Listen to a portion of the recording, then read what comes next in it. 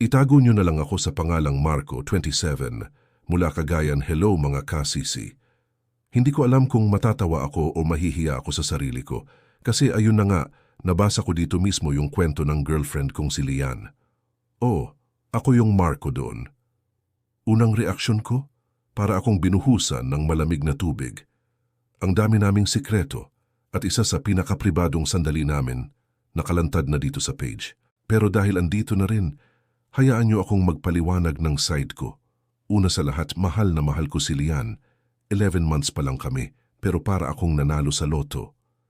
Ako ang una niyang naging boyfriend, at ako naman sobrang proud na ako yung napili niyang pagkatiwalaan ng lahat. Lalo na sa bagay na hindi biro, kaya lang, minsan, nagiging bobo rin talaga ako.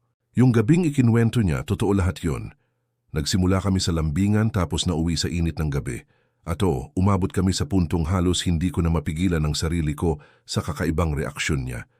Mga kasisi, imagine nyo to. Habang nasa gitna ako ng pag-explore sa kanyang hardin, bigla kong naramdaman kung gaano siya katindi mag-react. Para akong nalunod sa dami ng ulan na bumuhos. At imbes na mag-focus, nadulas yung bibig ko ng grabe ka ay sobrang basa. Ngayon ko nare-realize dapat compliment yon. Pero dahil awkward ang tono ko, nagmukha pa akong na-turn off. Hindi ko alam kung paano i-handle kasi honestly, first time kong nakaranas ng ganun ka-intense na babae.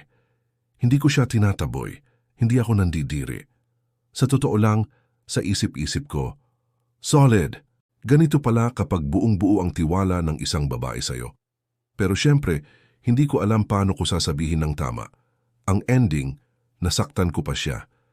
Kaya ngayon, gusto kong linawin, babe, kung binabasa mo to, at alam kong binabasa mo nga, hindi kita kinahiya.